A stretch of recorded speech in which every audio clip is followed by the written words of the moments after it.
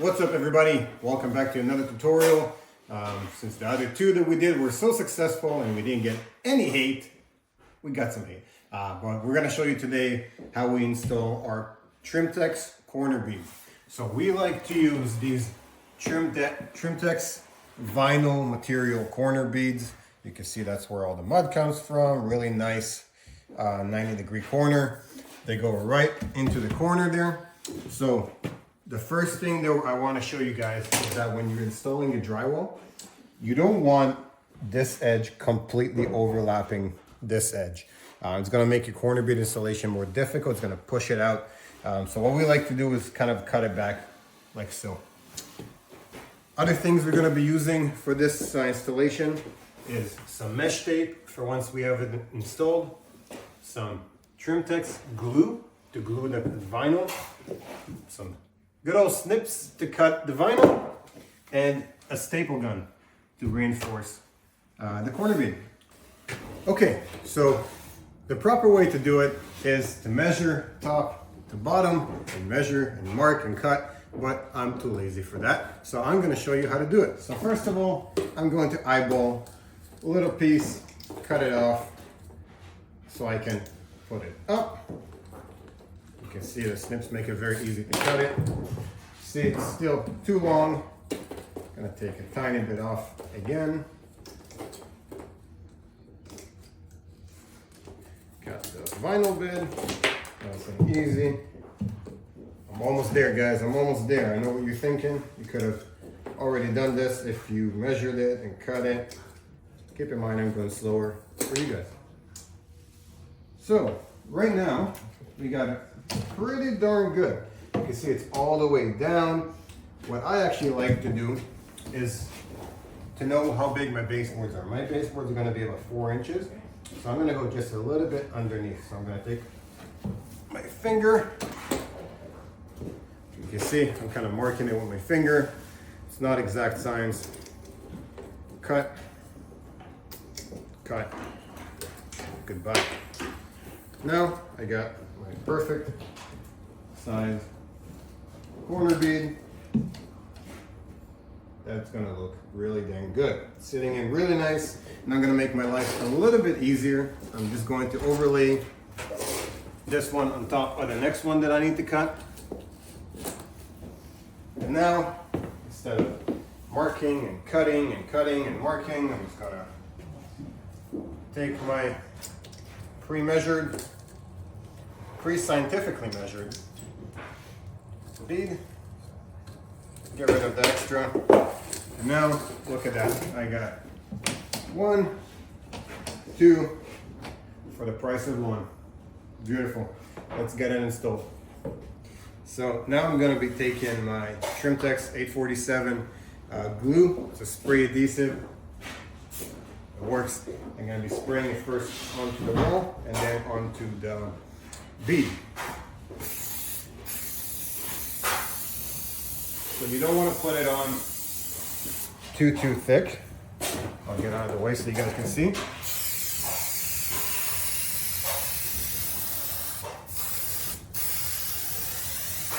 As you can see, I didn't put it on too thick. And now I'm going to go let that set for about a few seconds. Now I'm going to go onto my corner bead, the inside part.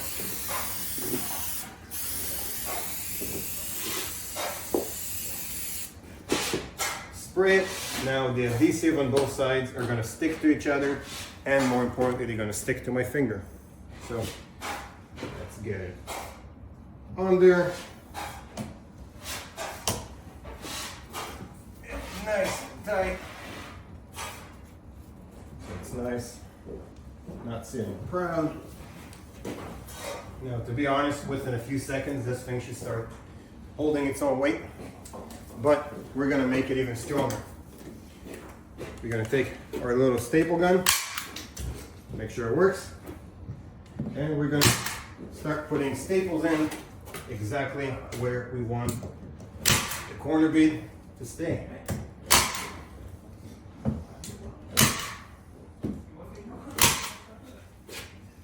Same thing on this side.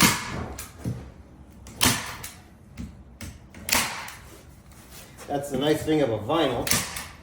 You can use these staples instead of screws together with the glue.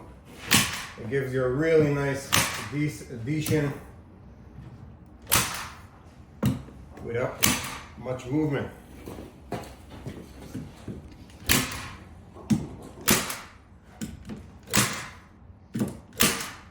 Now, I hope you're not watching this while your kids are sleeping.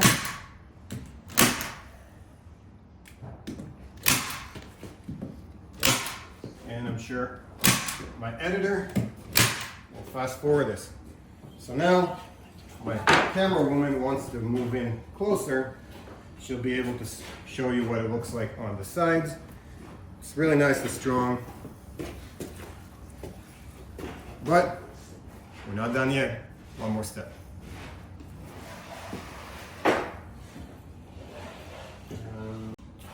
So the last thing I like to do when installing these corner beads is just to make sure that they don't crack in the future, because as a repair company, most of the comments that we get, the callbacks that we get, is cracks right here in the mud once it's all finished. So to avoid that, we're going to take some mesh. You can take fiber fuse as well, and we're going to put it on top between the wall and the bead. Go all the way to the bottom, cut it, make sure it's nice, straight. The reason I like to use mesh for this is that mesh has glue in it already, on it. So I don't have to put mud on it first and get all nice and messy. Get it on there, nice and thick. And now you're ready to mud this bad boy. Now I'm going to show you how I like to mud it. This is some all-purpose mud. It's a bit thicker than I like for it to be. It's been in the bucket for a while. Just going to give it a little bit of a mixture. I got some yellow tint in the mud for you guys, just so you can see the mud onto the wall. I like this old rusted Marshalltown 8-inch knife. The reason I like to do my first coat with an 8-inch is because it gives me a wider cover. If you just use a 6-inch, you're not putting enough mud to be able to bury this ridge here, the elevated ridge, in 2 passes. So if you do this right, do it this way, you'll be able to do it. So first, take on quite a bit of mud. You want to start at the top and work your way down. Now notice what I'm doing. I'm going straight, and then towards the end of the pass, I'm aiming it in. This is avoiding a ton of mud going all over the place.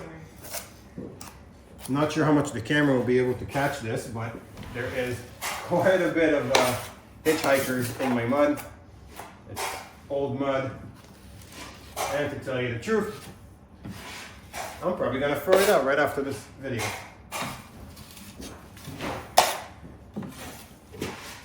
Now I'm just gonna go wherever I'm not going. So now you can see this is kind of what it looks like before I pass it. We're gonna go top to bottom, bottom to top. Gonna feather my edge here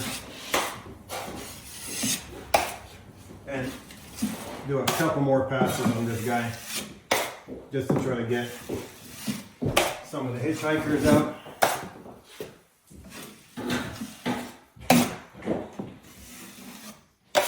Okay, and now I'm going to take my knife and cover that. Let's do the same thing on the other side with this really crappy mud. Again, top, angle it away from the wall. You want to start here, like that. If you have huge chunks, take them out. My mud is all over the place. It really seems that every time we do one of these videos, something goes wrong. I'll make a...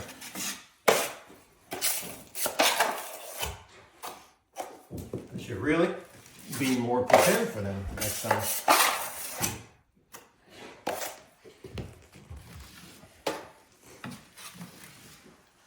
Okay. Couple passes. Let's feather our edge.